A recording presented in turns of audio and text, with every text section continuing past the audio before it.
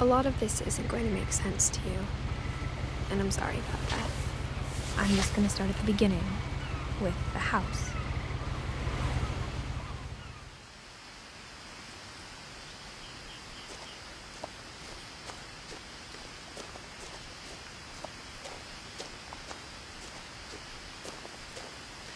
I lived here until I was 11, but I wasn't allowed inside half the rooms.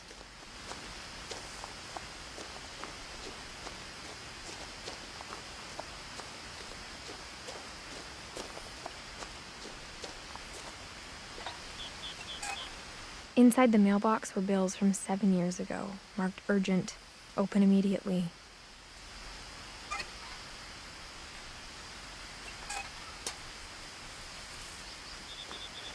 I hadn't been back since my brother Lewis's funeral.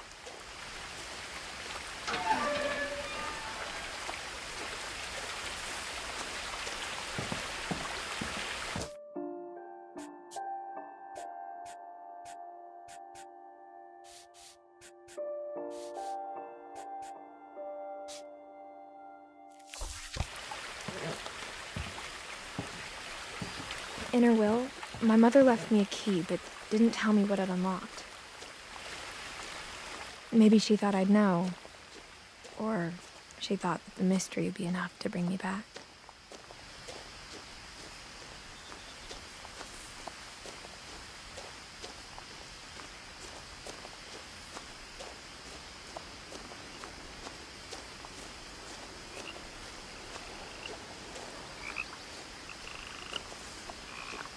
The truth is, even after I inherited the house, I never thought I'd come back to it.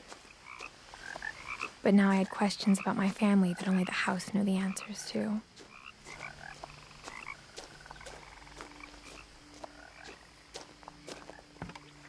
The woods around the house have always been uncomfortably silent, as if they're about to say something but never do.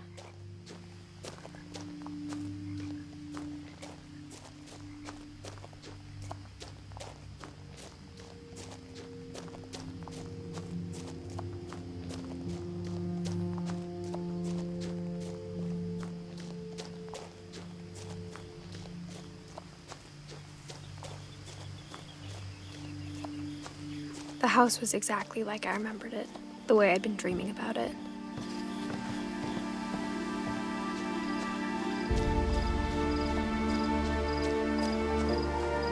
As a child, the house made me uncomfortable in a way I couldn't put into words.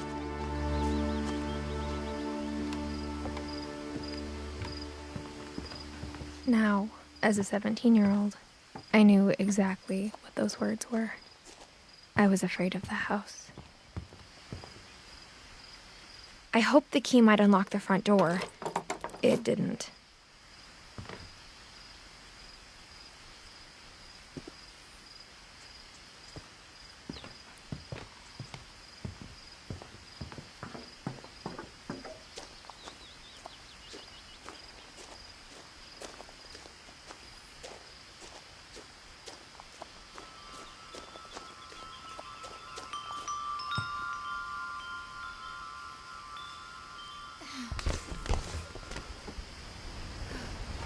Crawling through the doggy door used to be a lot easier when I was 11.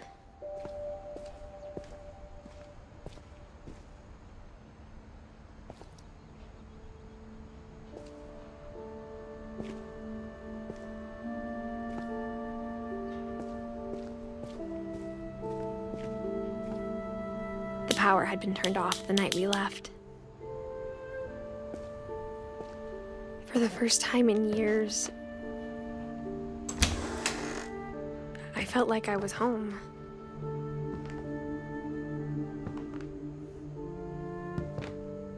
But instead of a family, there were just memories of one.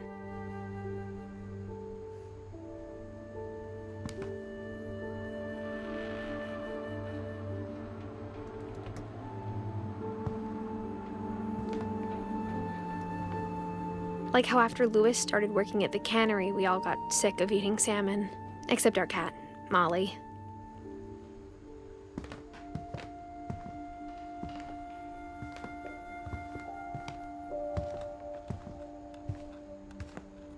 The table was still a wreck from the night we left.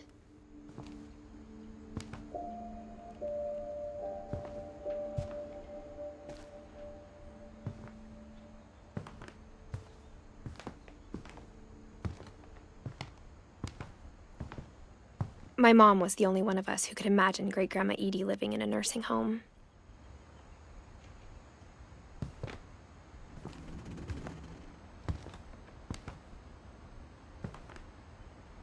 Nothing in the house looked abnormal.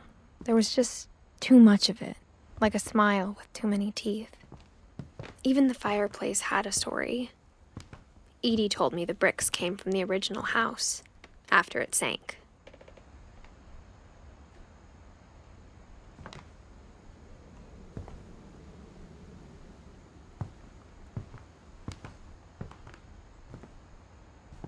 Mom always told me to stay out of the basement, so I wasn't too surprised when the key didn't fit.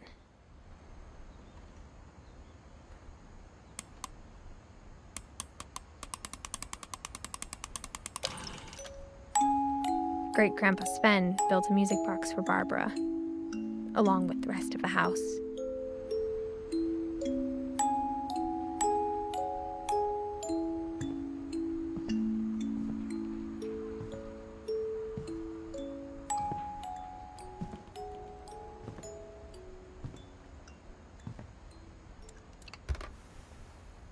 Edie told me once that every Finch who ever lived is buried somewhere in the library.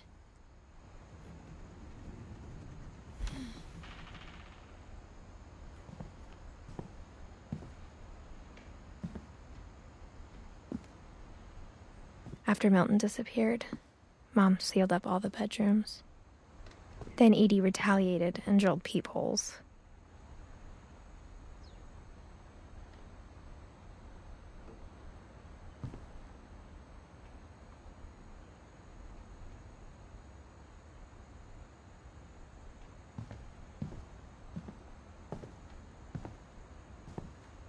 Whenever people ask me about my family, the first thing they always want to know about is Barbara.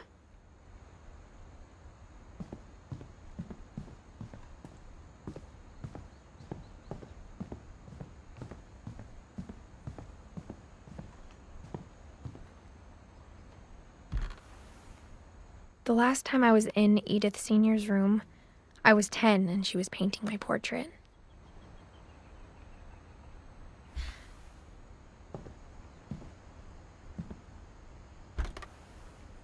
As a kid, I just assumed every house had peepholes and sealed rooms you weren't allowed inside of.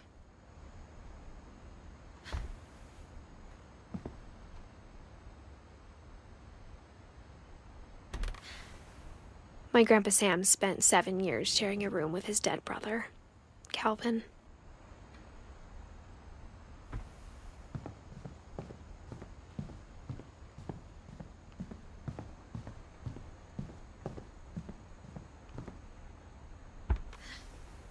Barbara was a child star for 2 years, until America grew out of it. Edie's father, Odin, built the original house.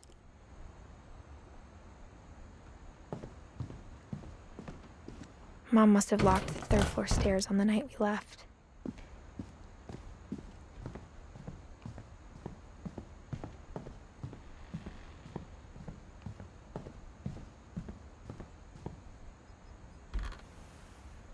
Molly always seemed like a girl I could imagine being friends with, if she hadn't died in 1947.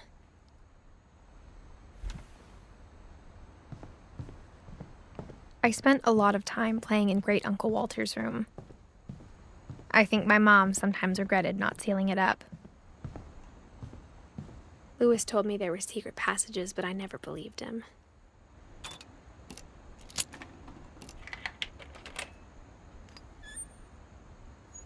Turns out, my mom was really good at keeping secrets. Now it was time to find out what my mom had been afraid of.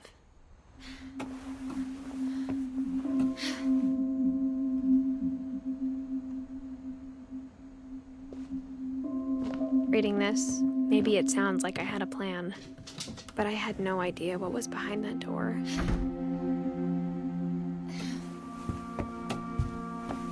Just like I had no idea where all this was gonna lead. I grew up looking at Molly's room. Molly's gerbil had a tiny bedroom with its own even tinier gerbil cage. Being inside for the first time, I felt like I'd stepped behind a painting.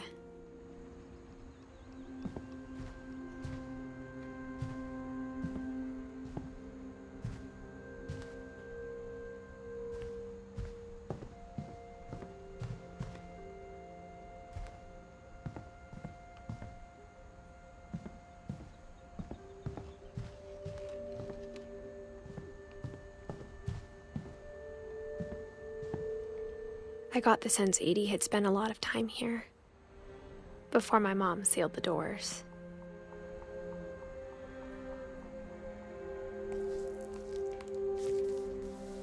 December 13th, 1947. Dear Diary, I'll be gone soon, but I wanted to tell somebody about what's gonna happen. It started when Mom sent me to bed without dinner. I woke up and I was starving, so I looked around for something to eat.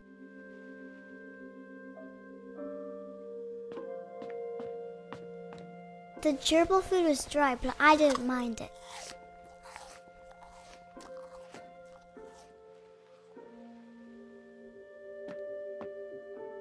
My Halloween candy was all gone.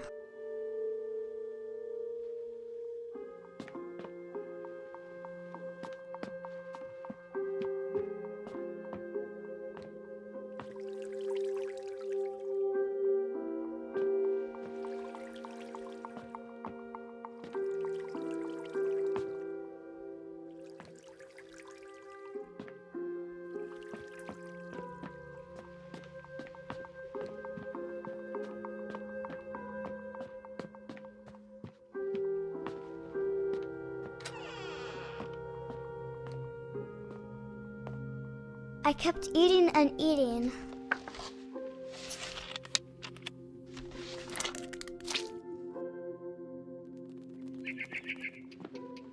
I ate a lot of things that night.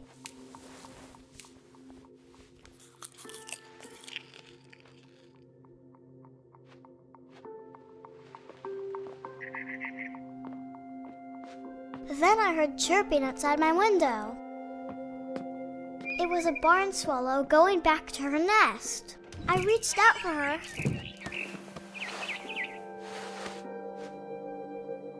And suddenly, I was a cat. I tried to be quiet, but the bird was really scared.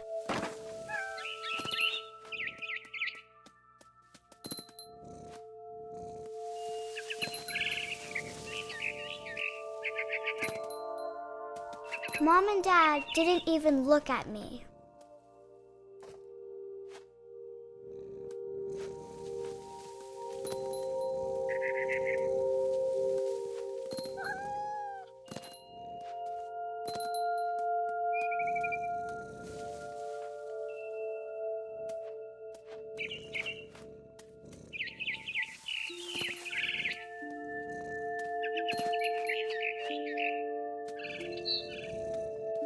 I jumped and I almost got her.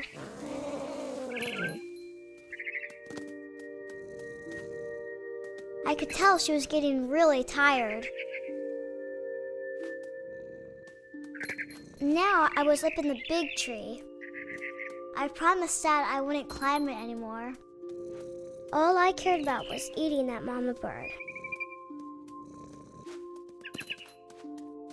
I gobbled her up. And suddenly, I was an owl. First, all I heard was the wind. Then I heard little teeth nibbling in the grass.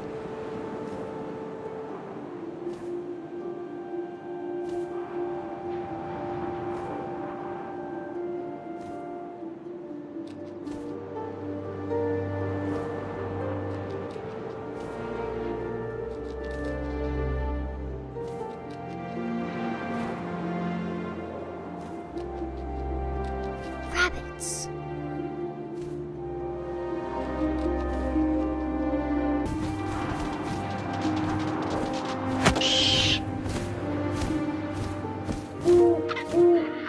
imagined his face looking up and seeing mine through my talons. I swallowed him up, and I didn't chew one bit. Then I flew off to find something bigger.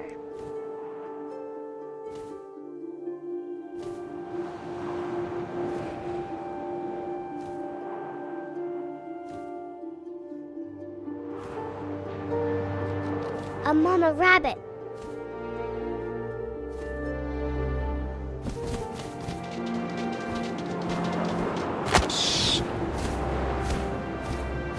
She was almost too big to carry. I started choking, but I couldn't stop eating. And suddenly, I was a shark.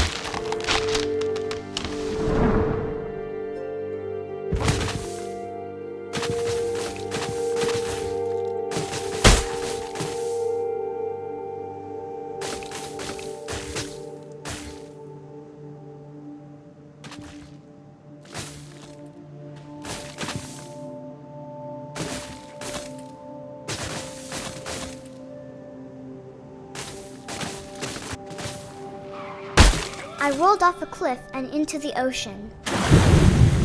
Now, I was hungrier than ever.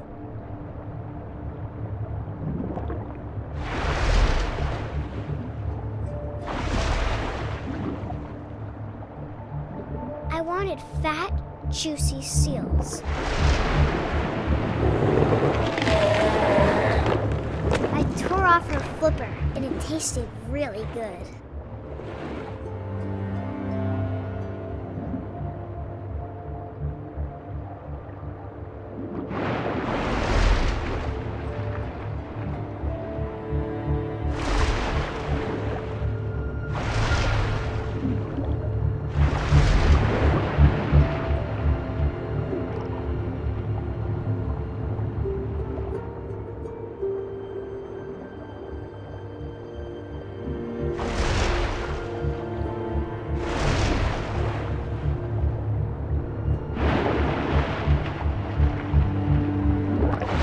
Grabbed on tight. But I was so hungry, I jumped out of the water. When I opened my eyes, everything had changed.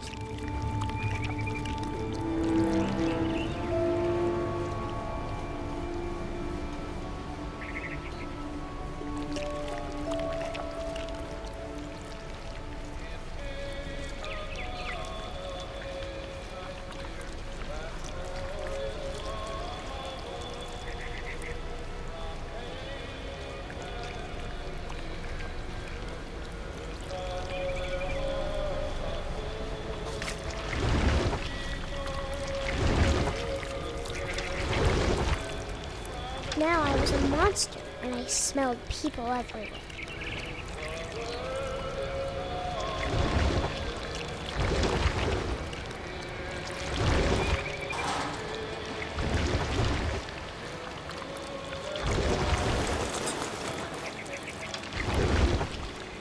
I was big, but I moved real quiet.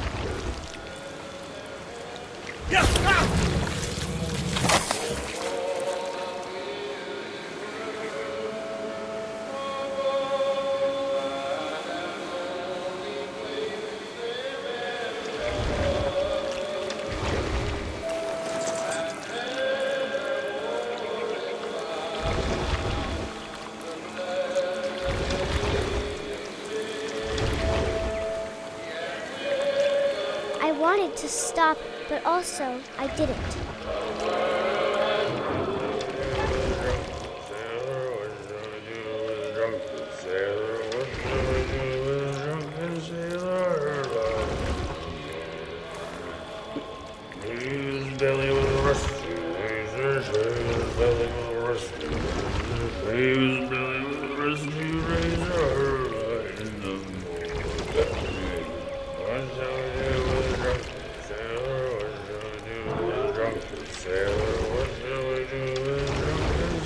After the last passenger, I was still hungry. And across the water, I smelled something new. Something I had to have, so I swam towards it.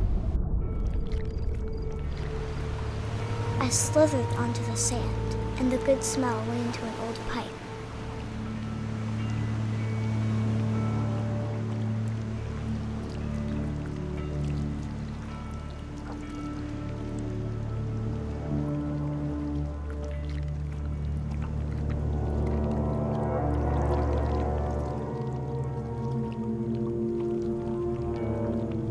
I got closer and closer.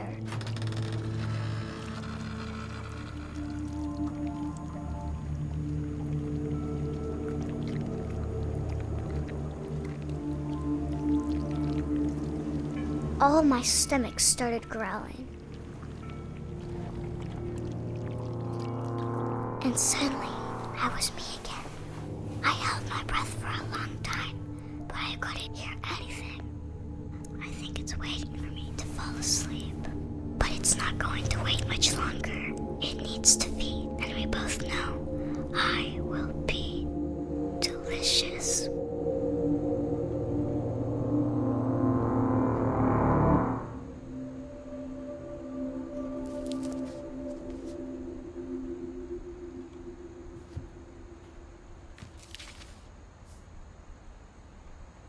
I'm not sure if I believed all of that, but I'm sure Edie would have.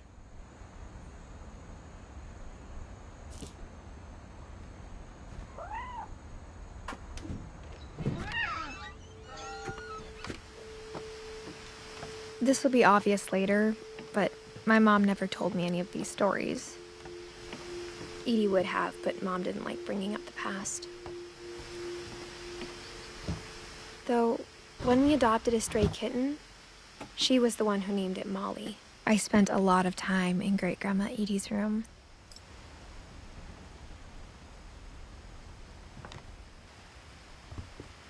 We got along, and it was a good place to hide from my mom. Her room was like a museum.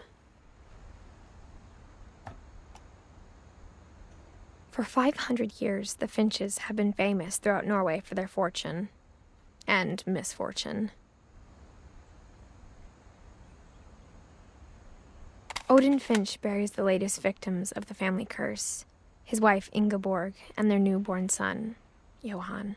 On January 7th, 1937, he set sail with his family and his house, hoping to leave the curse behind. But 40-foot waves off the coast of Washington send the house and Odin to the bottom of the sea. Odin's daughter Edie, with husband Sven and baby Molly, step ashore on their new home, Orcas Island. Odin Finch is the first to be buried in the new family cemetery.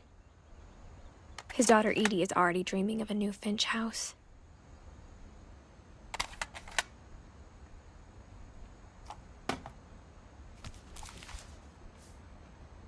Whatever's wrong with this family, it goes back a long ways.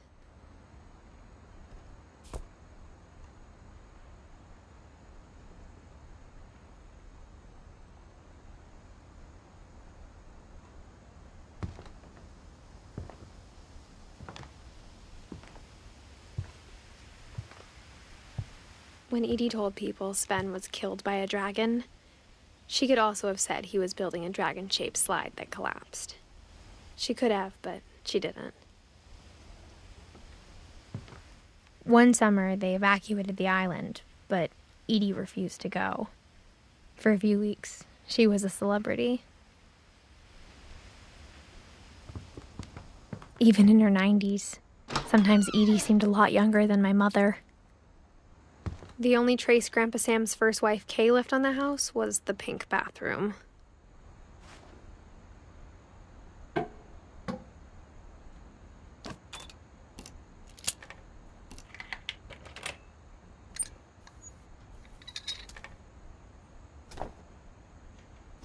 There's a secret in this bathroom. It's in the last place you would look. It isn't in the cupboard. It's hidden in this book.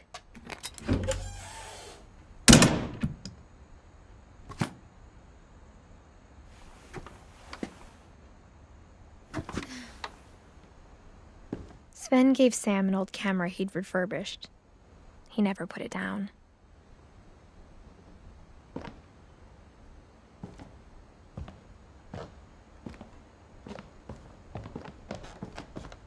From the paintings on the wall, it was clear my brother Milton had been here before me.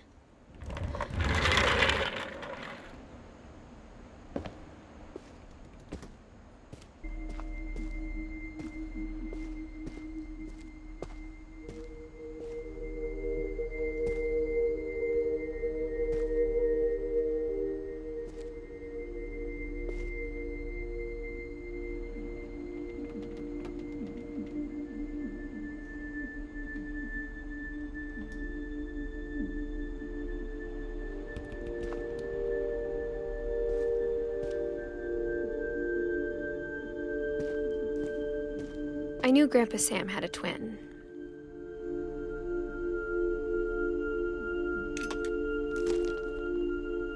And that he never talked about him.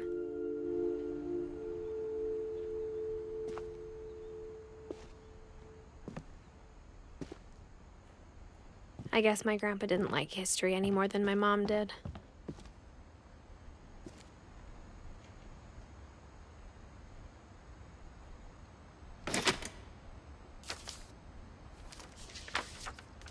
How I Want to Remember My Brother by Sam Finch.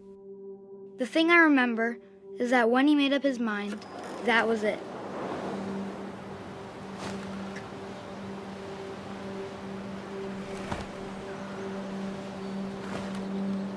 My brother said he'd die before he ate another mushroom, and he did.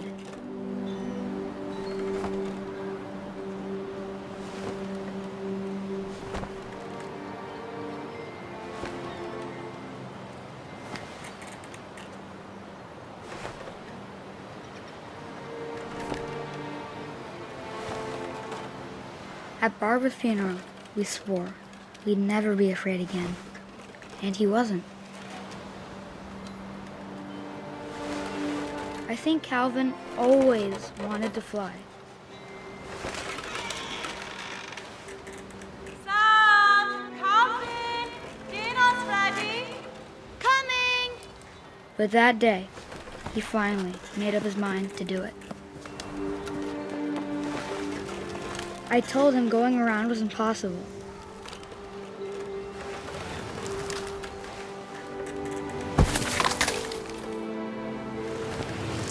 Maybe if I hadn't said that. Maybe if the wind hadn't picked up.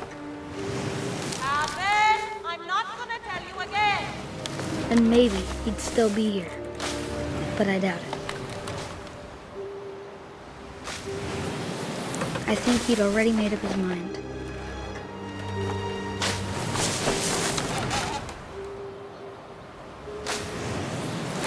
That's what I want to remember about my brother.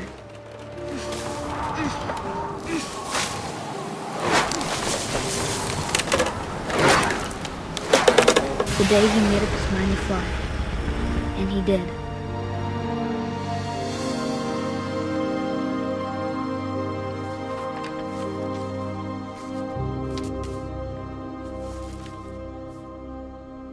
Calvin's story felt strangely familiar. When I was younger, I remember trying to do the exact same thing.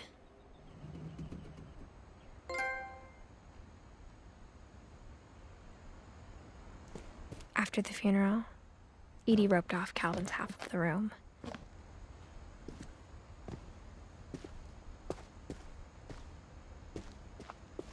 Mom said Grandpa Sam enlisted at 18 and never set foot in the room again.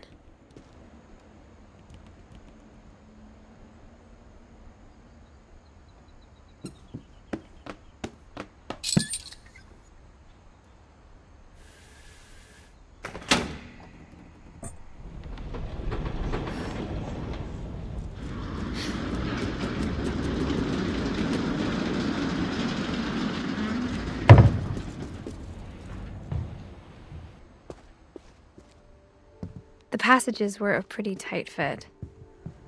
They'd obviously been built for smaller hands and bellies.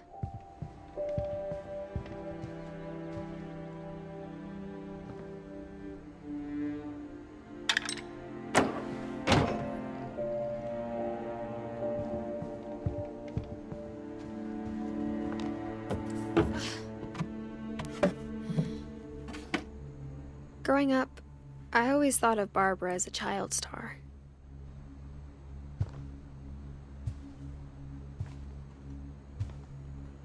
I never thought about how hard it must have been for her afterwards.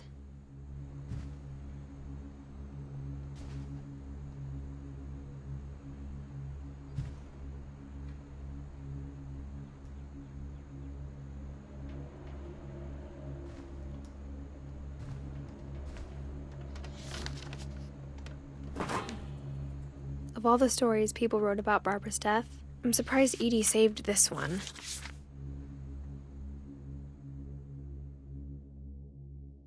Old Jack here with another ghastly tale inspired by America's most unfortunate family.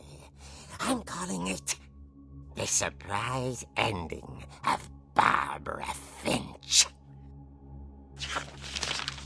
As a child star, Barbara was famous for her scream. Now at 16, she was all washed up. A has-been. But in a lucky break, she'd been asked to perform her signature scream at a local convention for monster movie fans. It was just the boost her career needed. Unfortunately, her scream hadn't aged well. Getting better. I think you just need the right motivation.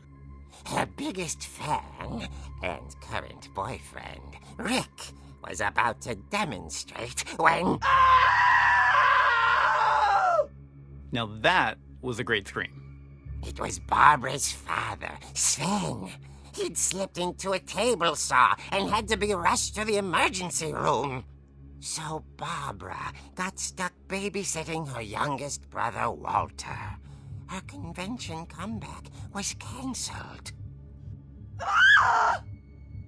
Okay, I'm hearing frustration, but I'm not hearing terror. What if I tried... A gang of hoodlums in Halloween masks have been terrorizing Orcas Island tonight. Police are urging residents to... That came from the basement. You're right! Also, I loved your delivery on that. Why is your basement door locked? Because my dad likes making puzzles and secret passages. There's a key hidden in the music box. The secret is to keep winding and winding until finally the key pops out. Thanks, babe. I'll be back in a sec. 20 minutes later, Rick hadn't returned.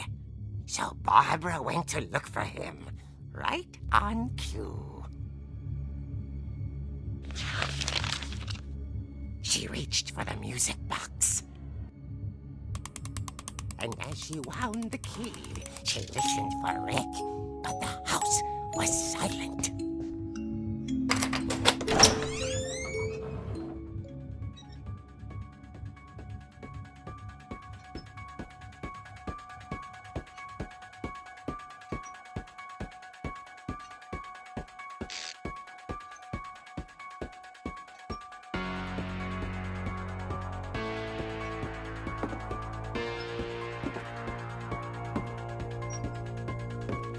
She found Rick's crutch and imagined the worst.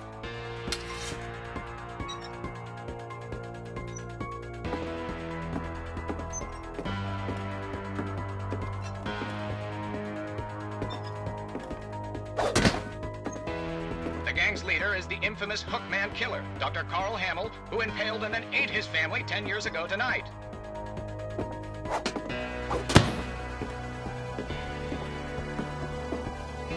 The old fridge rattled and grew still. Oh dear! Oh! Rick?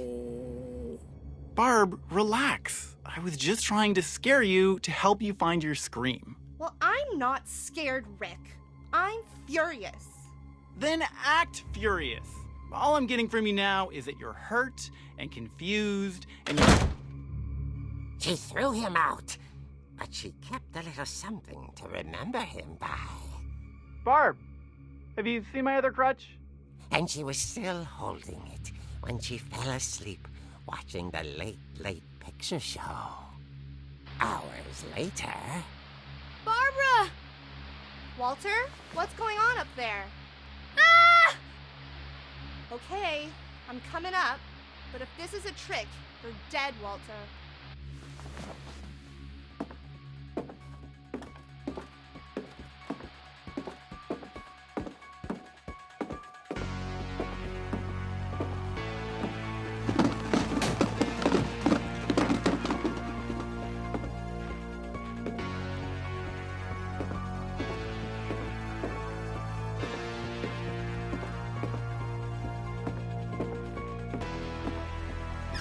Walter, are you there?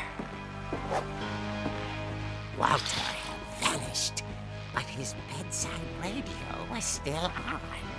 Orcas Island police describe the man as 6 feet tall, with a steel hook for a hand. Residents are urged to lock all doors and windows and notify the police of any suspicious activity.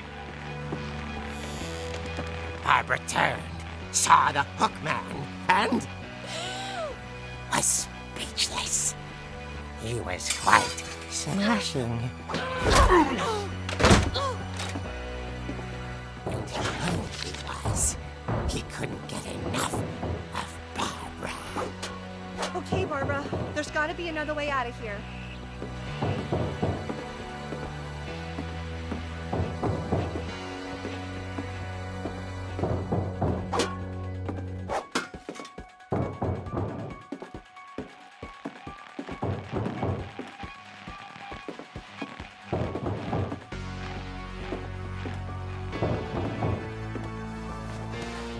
That night, she played her part beautifully.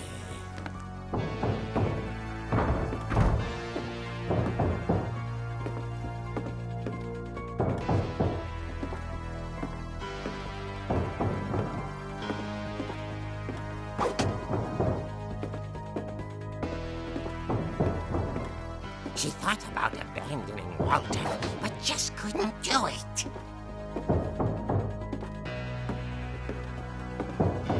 Molly's door hadn't been opened in years.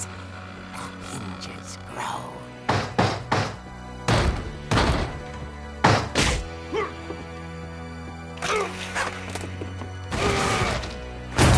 He wasn't moving, but she sensed the story might not be over yet.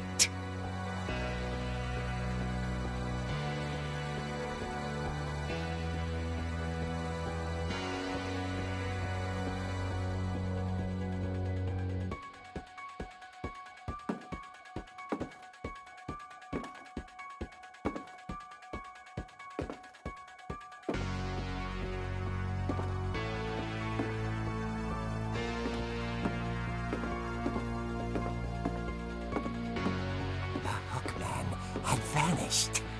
She listened for his breathing, but all she heard was...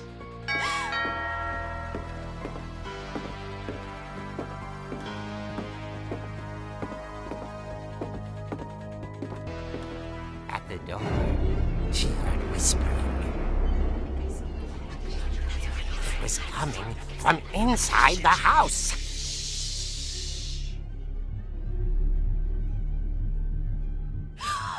Oh dear. The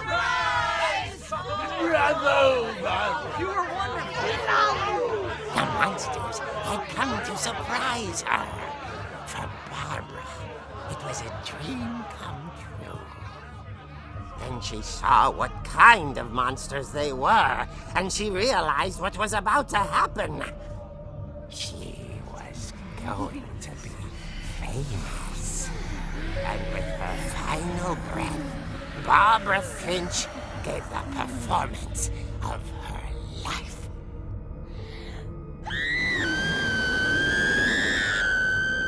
I wasn't there myself, but I hear Barbara was magnificent. Poor girl. She had a taste for stardom. But unfortunately, so did her fans.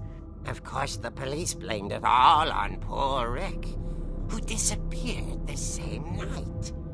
And little Walter, hiding under his bed the whole time. He took it all pretty hard, but that's another story. As for Barbara, tucked inside the music box is all they ever found of her. Her ear. Now that's what I call a real eerie tale.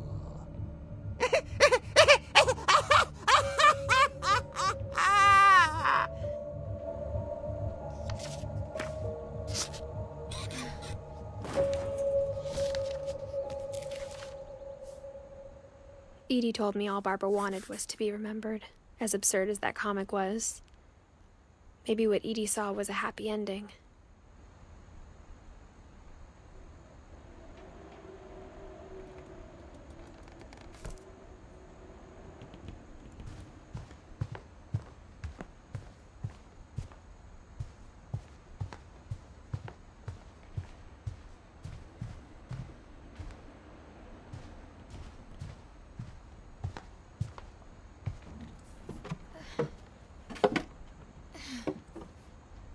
I guess now I know why Mom didn't like me playing with the music box.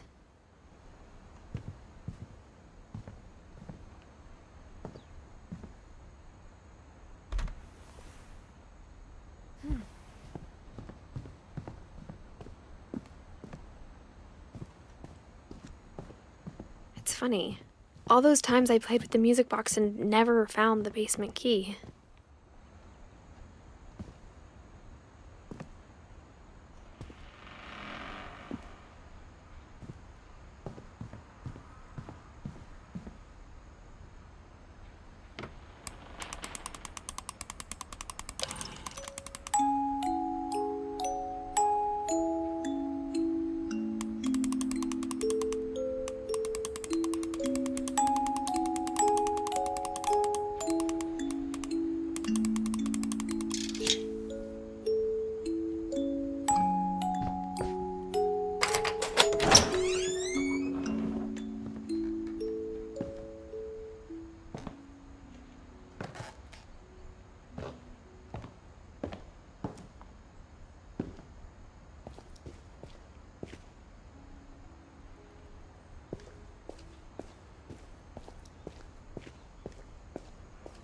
Mom said the basement was off limits, unless I wanted another tetanus shot.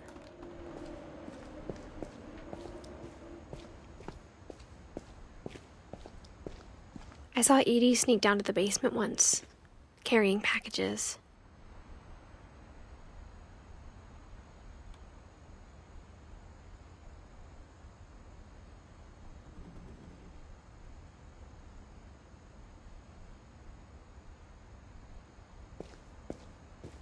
I thought maybe she was hiding presents. It turned out she was hiding a lot more than that.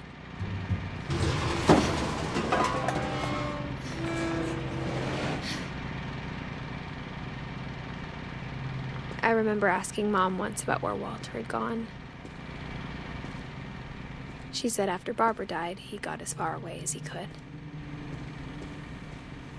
If there's a pattern in all these stories, I think it's that none of us has gotten very far.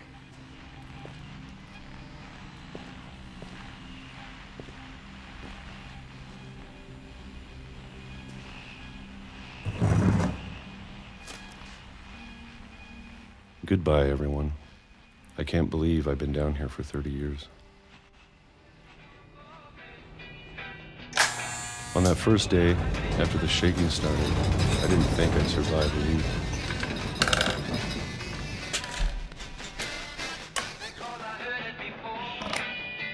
But after a few days, I settled into a routine.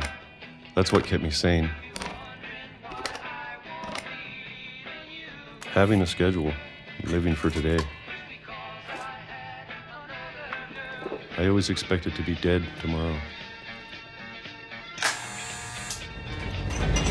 But if you wait long enough, you get used to anything.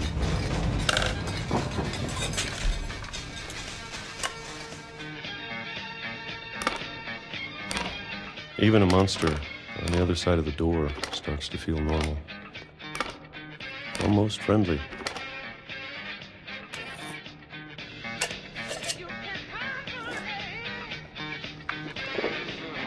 And then one day, everything just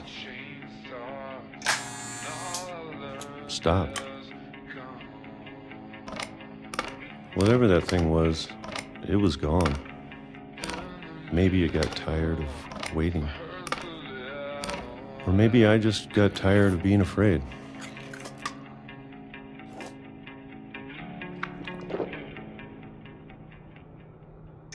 It's been a week now, the longest in 30 years.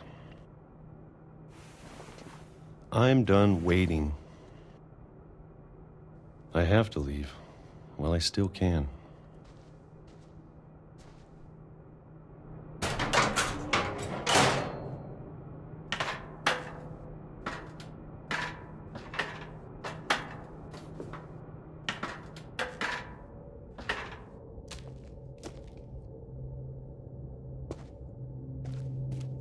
I know it's out there somewhere.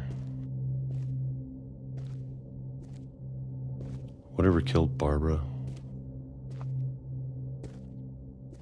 Molly and Calvin. Maybe this is all a mistake. But I need to stop living the same day, even if it kills me.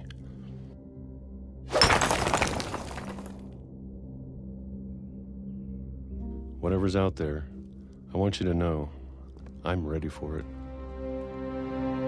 I'm going to appreciate all of it, especially the food. I don't mind if I only have a year left, or a month, or a single week. I'd be happy with one real day. I can already imagine the sun on my face.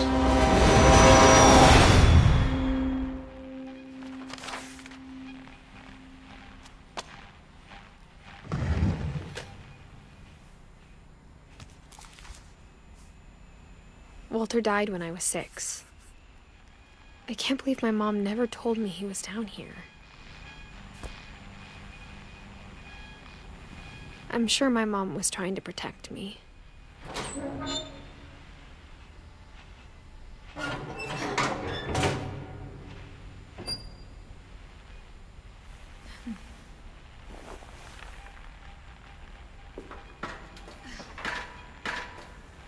Maybe she was afraid I'd end up like Walter. But if she never told me about an uncle under the house, I can only imagine what else she was hiding. I don't want to make the same mistakes she made, trying to bury something that's still alive.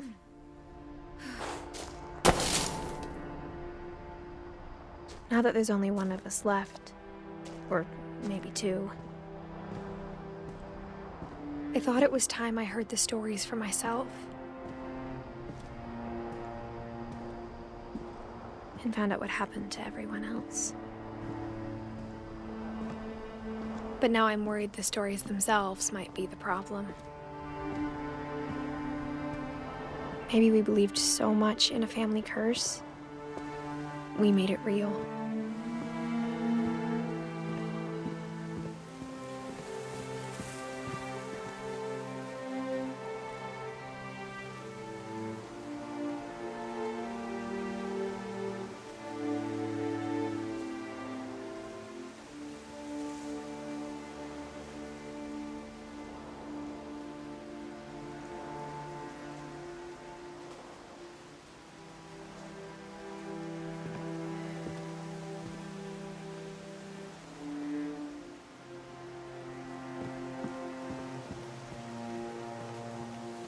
I don't know if I should even be writing this.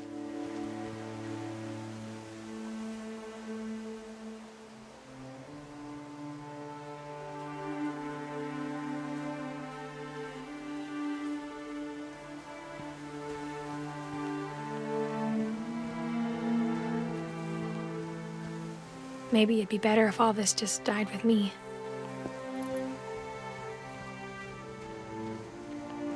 But I thought you should know about your family.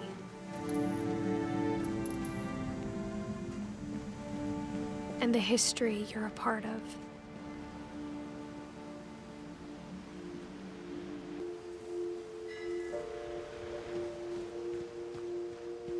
Though to be honest, I feel as lost as you probably do right now.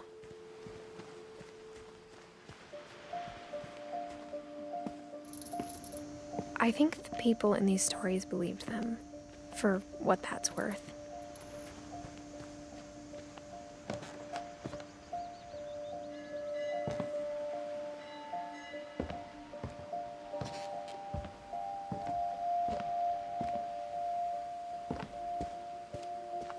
And when you look at the house, that history of imagination and stubbornness and madness, any of it seems possible.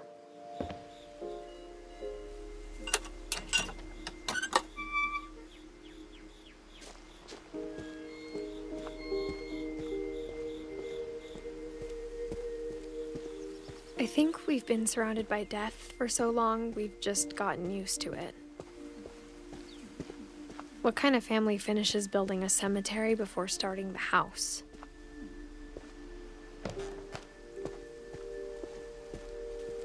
It's embarrassing for me to admit this, but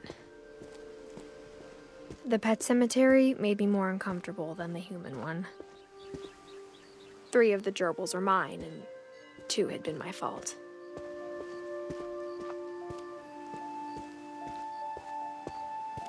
Sven built the house, but it was Edie who designed the cemetery.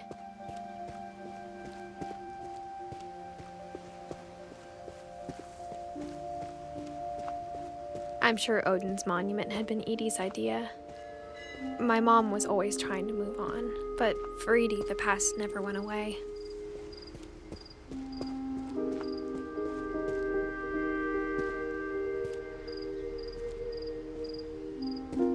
She could see it poking out of the water at low tide.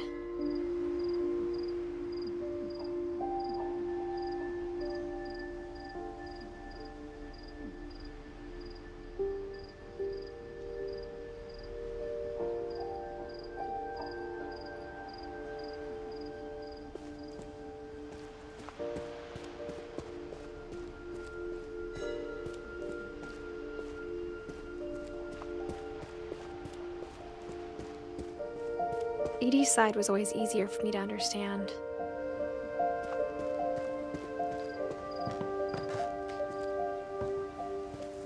But the older I get, the more I can see where my mom was coming from.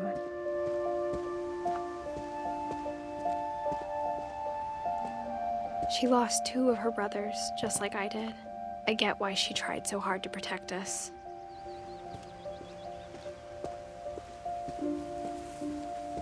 There's so many things I wish I could ask my mom now.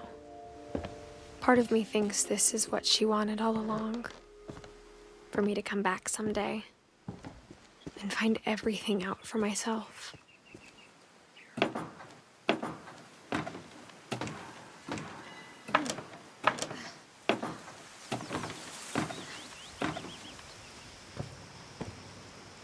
But looking back on it now,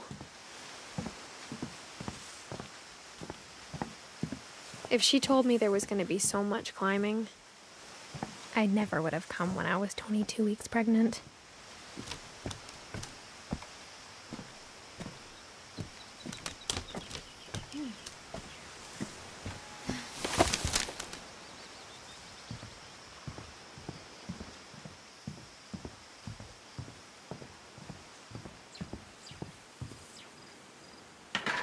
I never met Grandpa Sam, but I think he and my mom had a lot in common.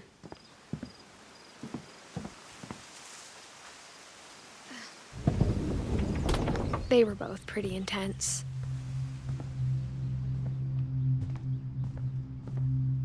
Sam spent his life shooting photos, but Mom said he got nervous being in front of the camera. I guess we're all afraid of something.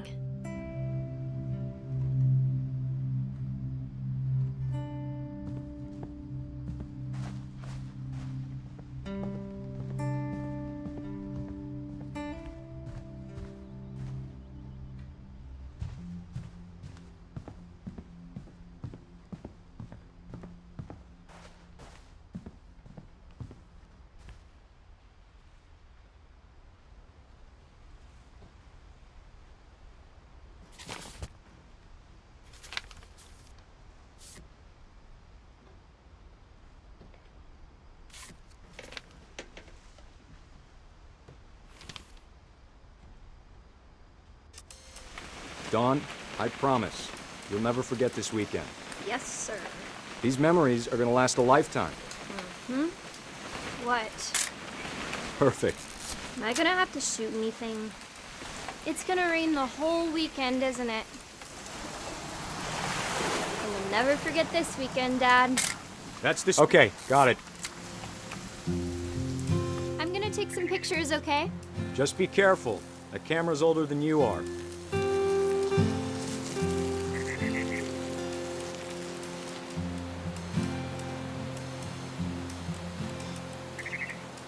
You're right, Dad. It's starting to clear up. Still freezing, though.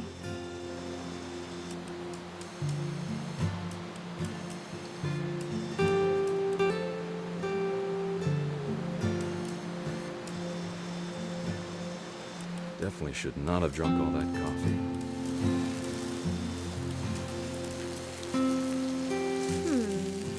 Hold still while I... Hey! That's a keeper. Nothing quite like being outside. I'm just saying, I'm not always gonna be here, Don. You'll need to remember this stuff, if you want to survive. I'll be fine, Dad. You know who else thought he was gonna be fine? Some guy who died. Don, I'm being serious. I know, Dad. You're always serious. Doesn't being out here make you want to chill out? Well, to tell you the truth, I haven't been out here in 20 years.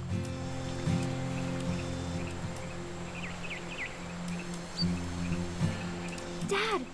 Good eyes, Don. Before you take the shot, let me get a picture of you.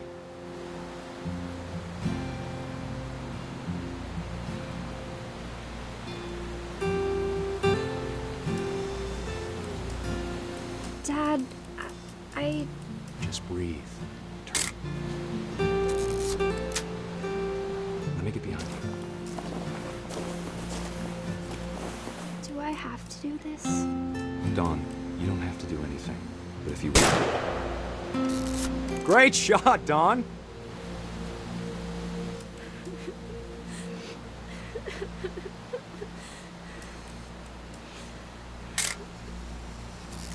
I'm proud of you, Don.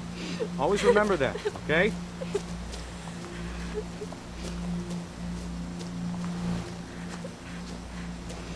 Dad, it's twitching. I think That's it's totally normal, Don.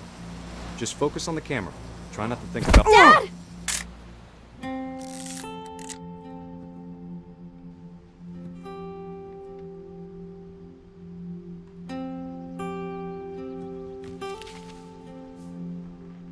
Of all these stories, that's the one I wish most that my mom had told me.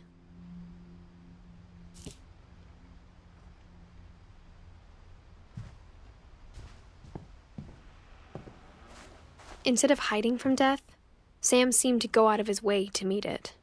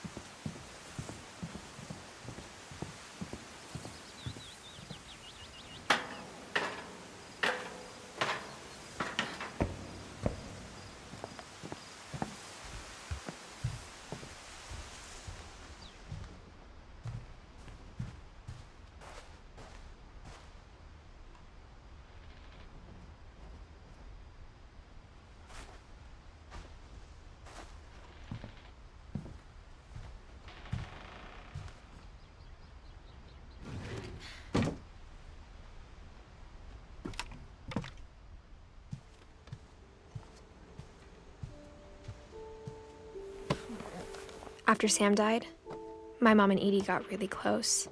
They'd both lost a lot.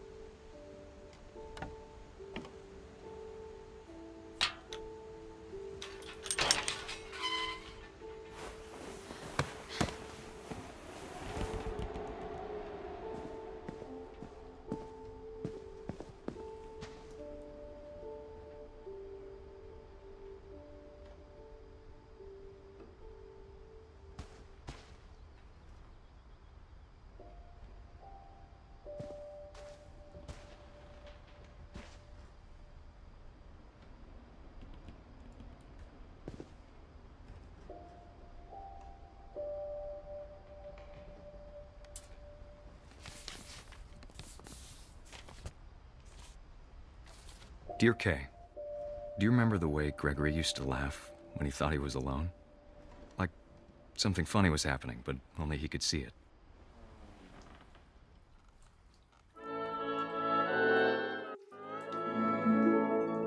he saw things the rest of us don't.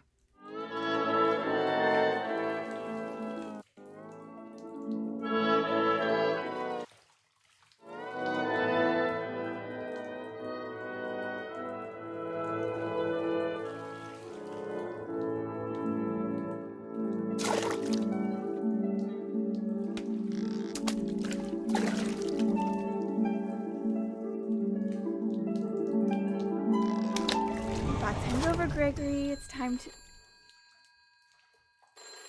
Hold on, sweetie. Hello? Sam, I told you I don't want to talk right now. I wonder what he saw.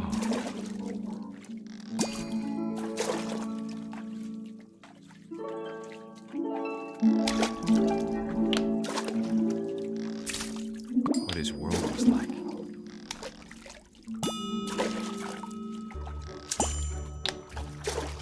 He reminded me so much of Calvin. Lost in his imagination.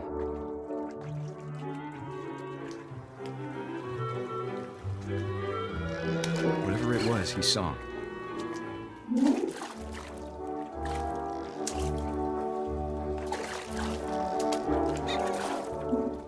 It sure made him happy.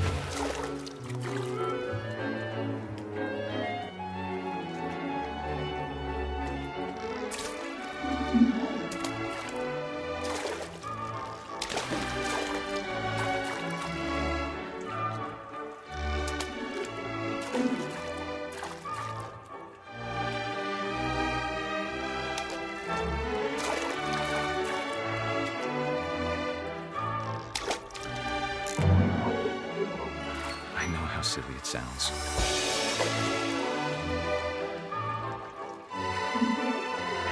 But I worried about a baby being too happy. But I could feel him slipping away. Sorry about that, Gregory. I know you did everything you could. Maybe if I hadn't called that night. Damn it. Hold on, I don't want Gregory to hear this.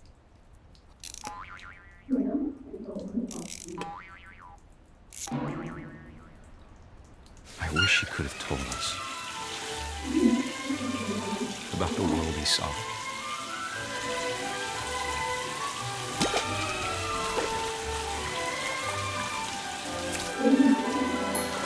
There's so much I don't understand about Gregory,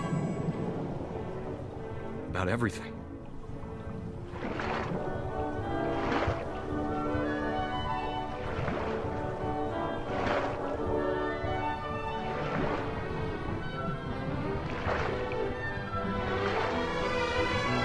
But I know what happened wasn't your fault.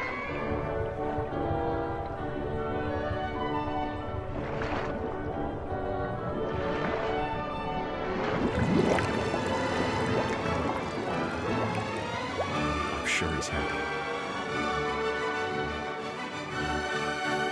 And he'd want you to be happy too. Good luck, Kay. Love, Sam.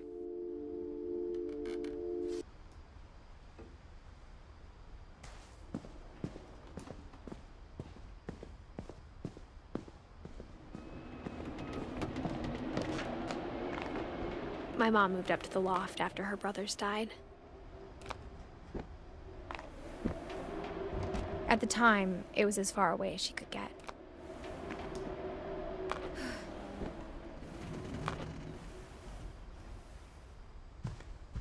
I can't imagine what it was like for her to lose 2 sons after she'd already lost 2 brothers.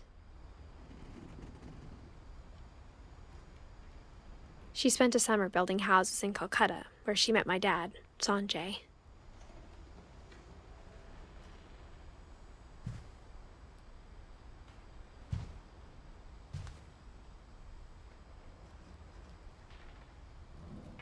My mom moved to India a week after graduation and got a job teaching English.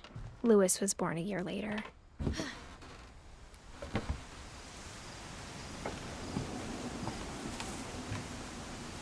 When my dad died, I don't think Mom knew where else to go. I'm sure Edie was happy to have her back.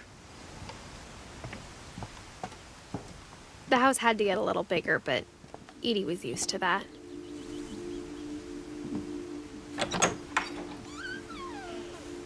And for a while, things were good. Almost normal, but it didn't last. The beginning of the end was Milton's 10th birthday, when Edie gave him a castle.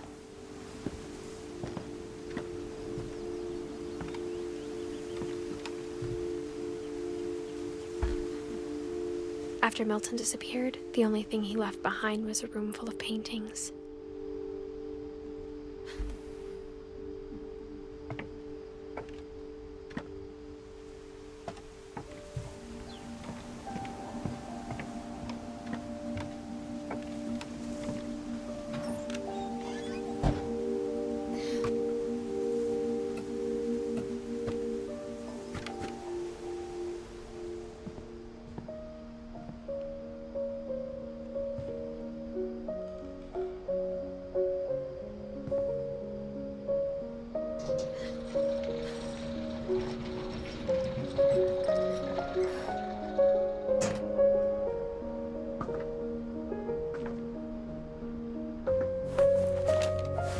Milton Finch in The Magic Paintbrush.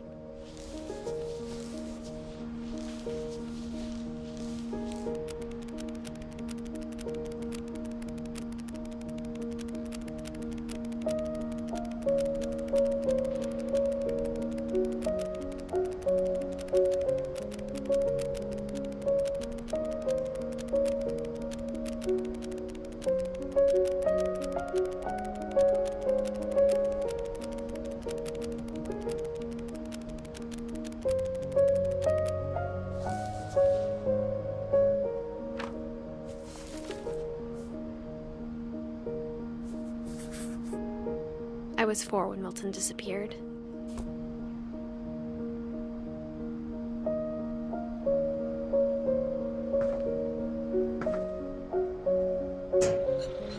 Mom spent months searching for my brother. Then she sealed the doors.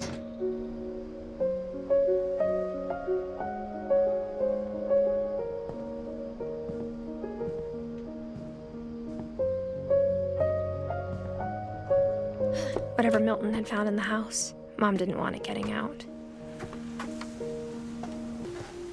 Mom definitely blamed Edie, but I think Louis blamed himself.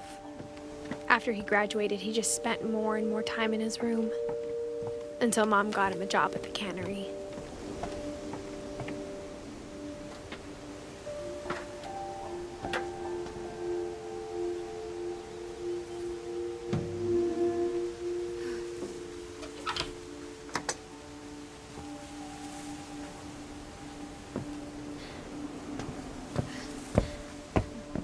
Louis's room smelled very, very familiar.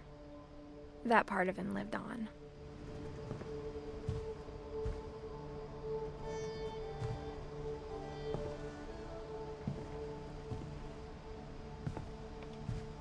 Louis and I spent a lot of time playing games together, but he was surprisingly bad at them. He died a lot.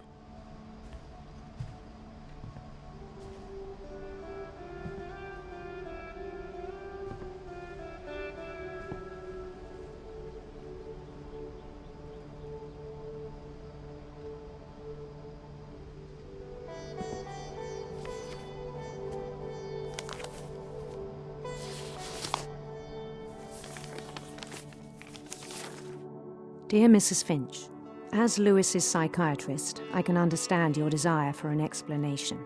As I see it, the trouble began in January, shortly after we convinced your son to seek treatment for substance abuse. Newly sober, I believe Louis first noticed the monotony of his daily life.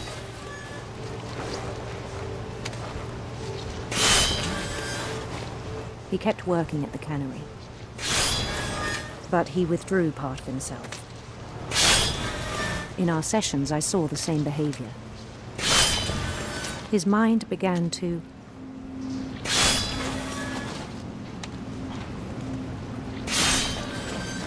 wander. I asked him to describe it. He said he started small, imagining a labyrinth. He'd feel his way about. Then something moved. Bats. And toads.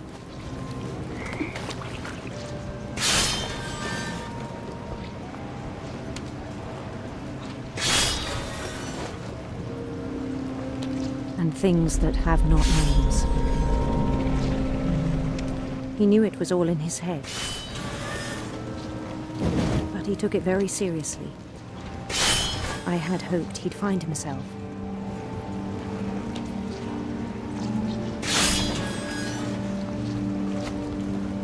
But he found something more. I worried about him then, daydreaming at the cannery.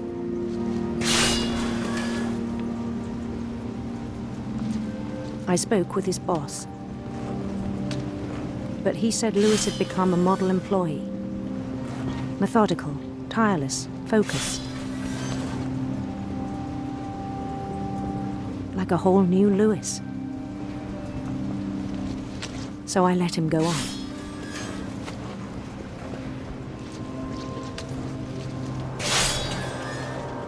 I even encouraged him. It seemed very promising at first. He told me he'd made a new friend.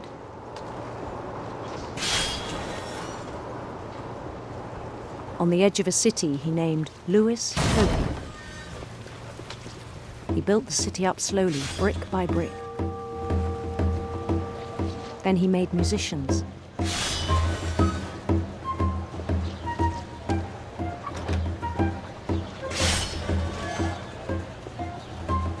And songs for them to play. He talked about starting a band. And he was always humming something. Every day his imagination grew stronger.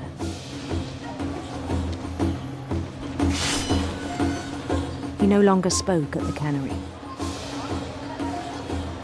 But his chopping was as reliable as ever. Then one day it struck him that all the cheering crowds, even the stones under his feet, were all in his imagination. So he could do whatever he wished.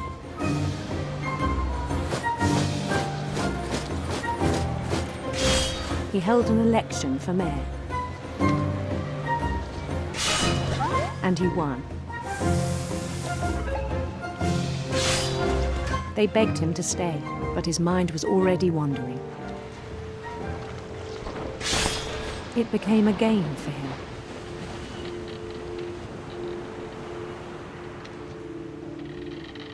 He'd conquer a city, then immediately push on.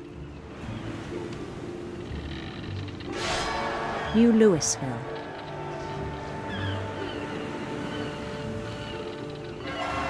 St. Louis. He started drifting away from our reality.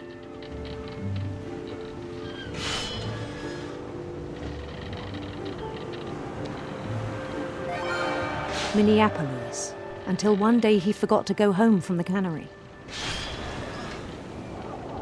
Even as his mother pleaded with him, part of Lewis kept sailing on.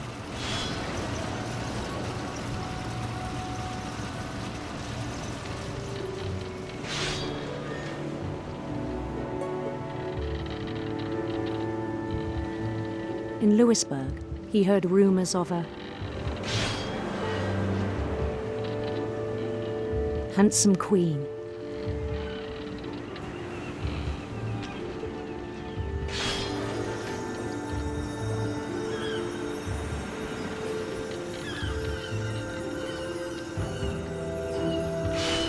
The queen was on her own quest for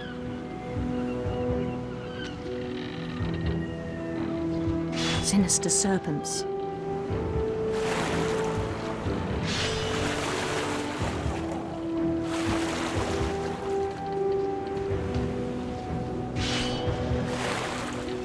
He followed the sound of her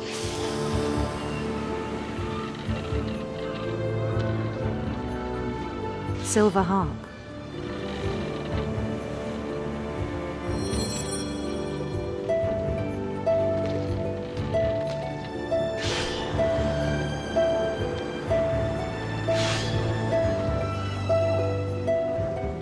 His chase led him to a golden palace east of the sun and west of the moon. Even then, his logic remained sound.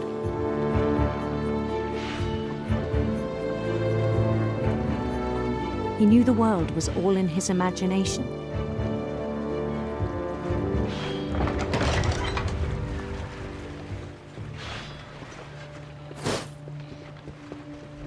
But he was so proud of having created it. In his own eyes, he'd become something greater than a king.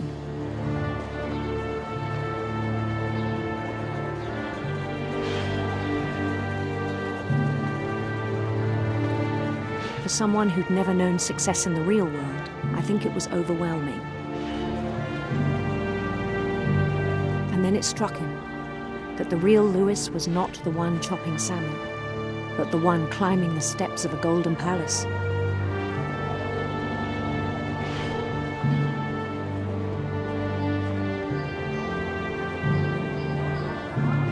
My imagination is as real as my body, he told me. It was hard to argue with him.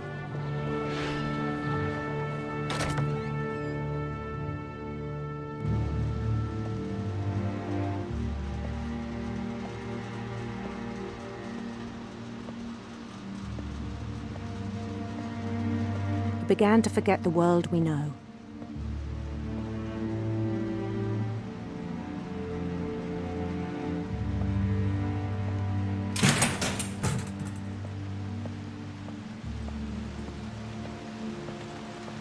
I think it pained him to remember Lewis, the cannery worker.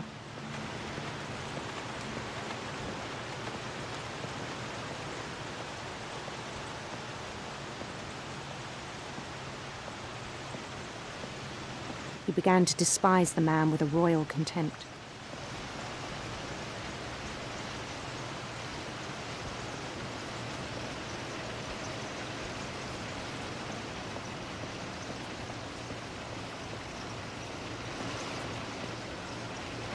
I still thought I could save him. Even after he said he was being crowned king over all the lands of wonder. The palace would be packed with his companions.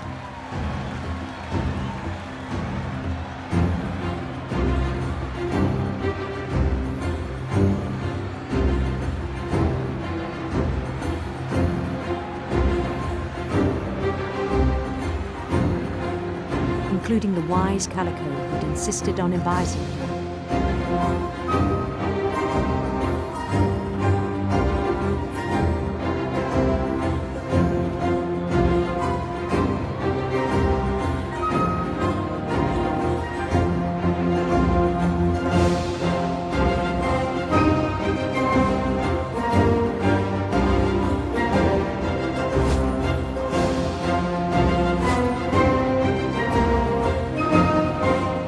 His queen waited, holding his crown.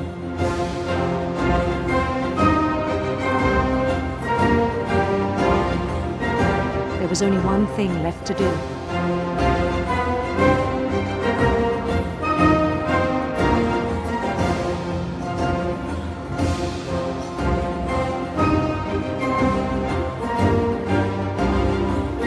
Bend down his head.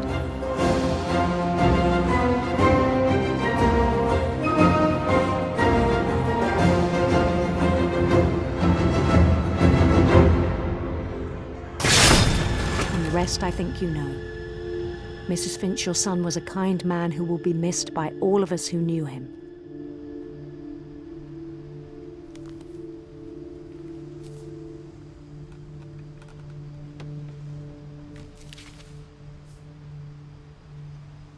My brother was really cool.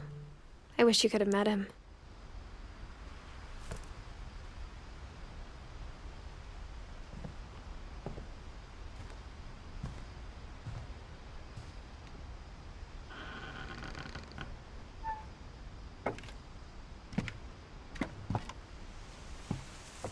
On the way back from Lewis's funeral, my mom told me to start packing.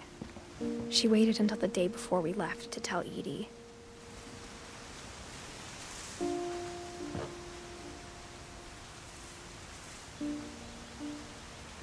I'm not sure if she wanted to make it easier or harder.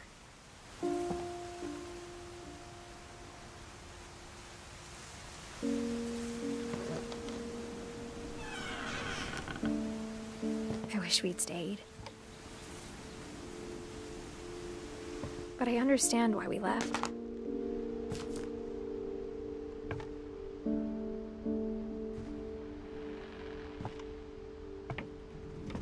My mom ended up leaving everything behind. What happened that night had been coming for a long time.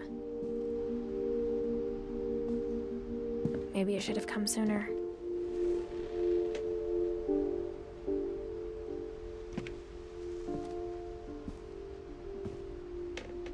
But it had to end one way or another. All that's left now is to tell you about that last night.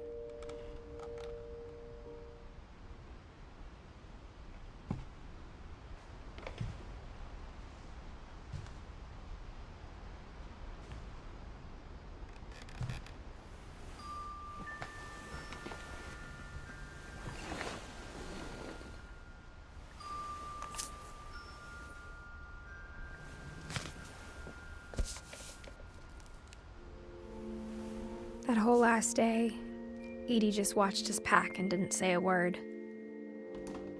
Until supper, when she raised her glass and said, "To our final night together, and all our final nights apart."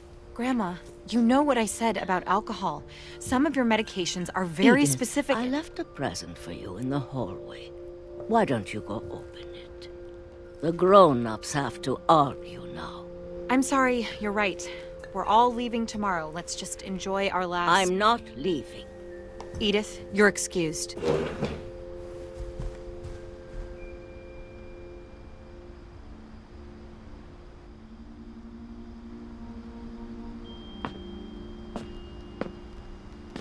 The power had been shut off that morning, but Edie always had plenty of candles.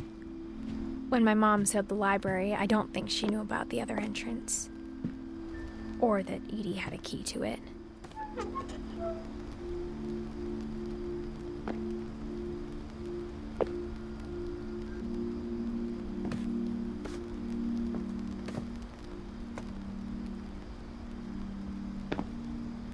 The thing you're afraid of isn't going to end when you leave the house. Edith has a right to know these stories. My children are dead because of your stories. I think it's best if Edith and I leave tonight. We'll have the nursing home send a van for you in the morning, okay? Dear Edith, there's so many stories I wish I could tell you, but there's only time for one. This is about what happened on the night you were born. That night, the tide went way, way out. It was the first and last time I ever saw the old house aground. There'd been an earthquake out in the middle of the ocean. They called it the lowest tide in 1,000 years. God, it smelled awful. You know, I've seen that house every day of my life. But I never thought I'd go back to it. When the fog rolled in, I lost my way.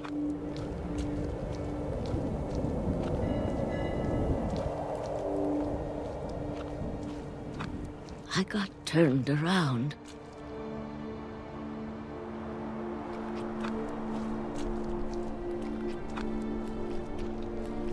I started seeing things.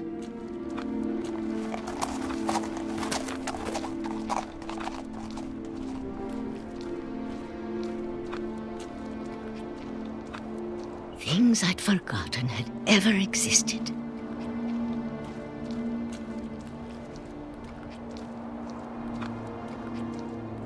when I saw them, they felt like old friends. That night, a lot of things came back to me. Or maybe I came back to them.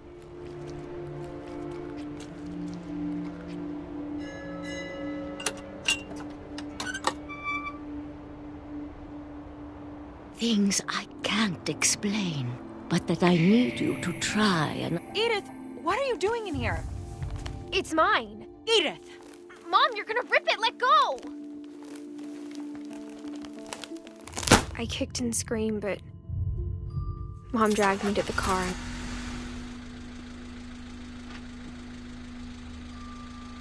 I never saw Great-Grandma Edie again. The next morning, the van came to pick her up, but she was already gone. After that, we moved around a lot.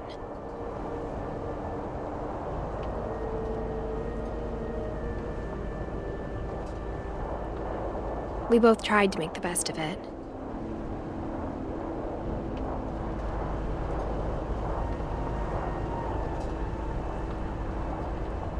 A few years went by.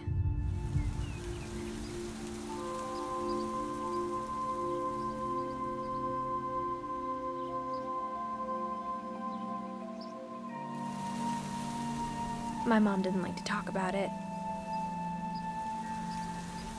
But she started getting sick a lot. The rest happened pretty quickly.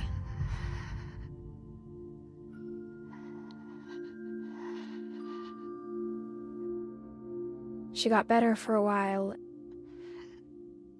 and then she didn't.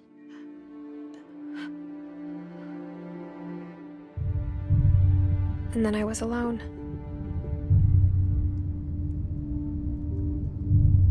The last Finch left alive.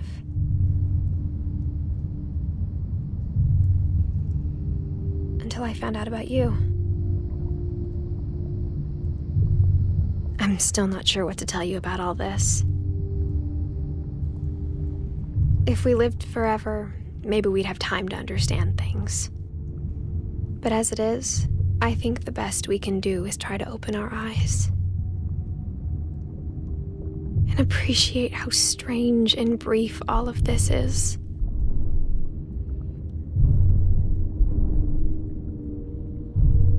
This journal was supposed to be for you. But now I hope you'll never see it. I just want to meet you and tell you all these stories myself. But I guess if you're reading this now, things didn't work out that way.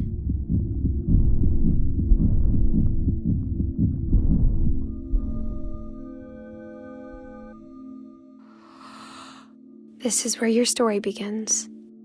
I'm sorry I won't be there to see it. It's a lot to ask, but I don't want you to be sad that I'm gone. I want you to be amazed that any of us ever had a chance to be here at all. Good luck.